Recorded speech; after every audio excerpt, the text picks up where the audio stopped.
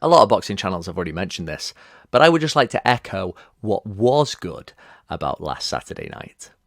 And no, I'm not talking about England being knocked out of the World Cup. Josh Warrington losing his title to Luis Alberto Lopez showed that the foreign fighter can get the decision against the popular local boy in a close fight.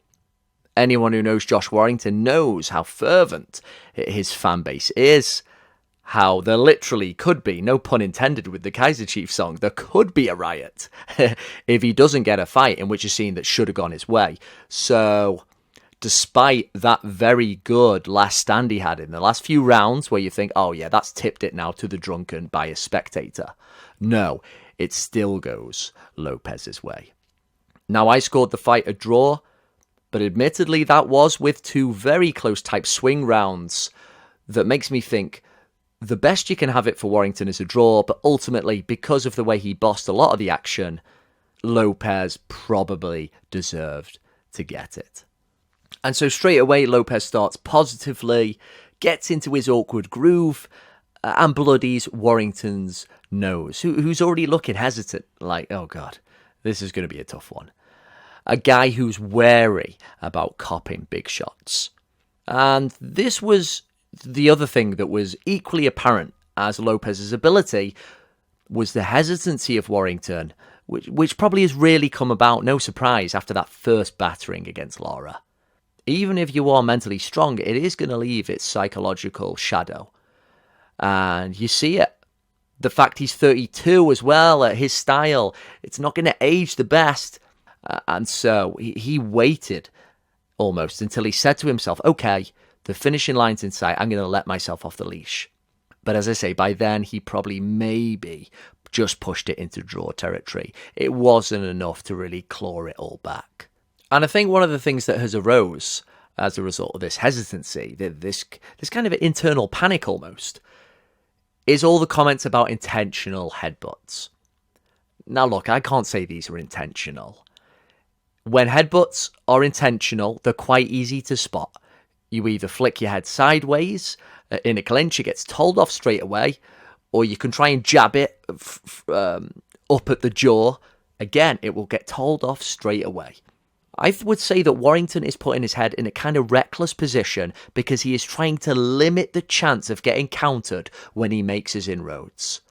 He's just trying to quickly close the gap and put his head on your chest where he's safer.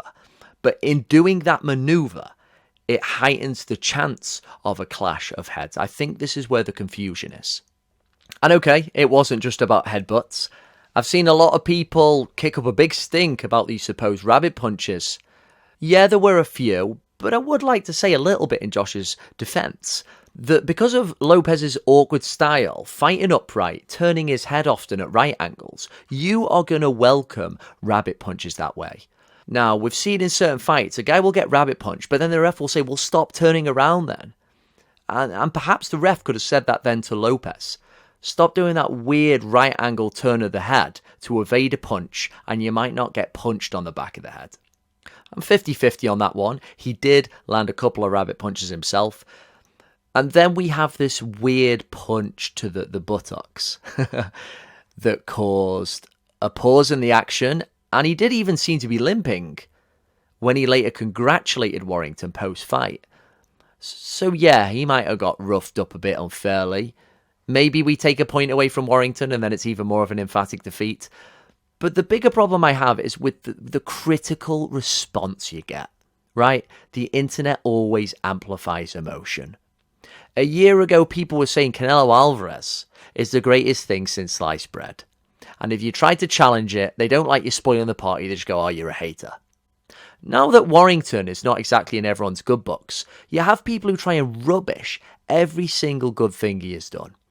They say, oh, he tried to butt Selby as well. Oh, Frampton was shot worn. Well, look, this guy wasn't even supposed to get past English level. We always looked at the KO record and go, well, he obviously hasn't got enough natural talent. But he got past English level. He got past European level. He went on to the world level. He defended. Look, at some point you've got to balance things and be fair, yeah? So okay, it wasn't always the prettiest fight. There were some moments that make you think, oh, should the ref have done something? But really, it was a good fight. This was a hard-fought fight between two wily pros, and the guy who you thought was maybe a bit hard done by ultimately came away with the victory. So there's not that much to complain about. A rematch seems to be the only way back for the Leeds Warrior. I'm guessing Lopez would have to come back to Leeds, which the fact that he won shouldn't be too intimidating. He would probably be paid quite handsomely in relative terms. Why not?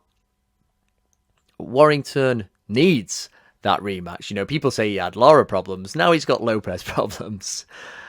But even in defeat, I think he showed how decent he is. He is a very solid British fighter. The way he tried to make things happen in his own, if you want to call it, dirty way, still does show some character there. Didn't he also have his jaw broken in the Kiko Martinez fight? And then he had to wire it up again and get going. It's like, yeah, that does show some strength. Fair play to Lopez, I think the rightful winner. What did you make of the fight? All the dirty tactics. Do you, like myself, think people have exaggerated a little bit? Or do you think, look, no, it's totally out of order. They should penalise him more. They really need to talk to him about that manoeuvre he does with his head. If he were to have a rematch with Lopez, how would you see that going?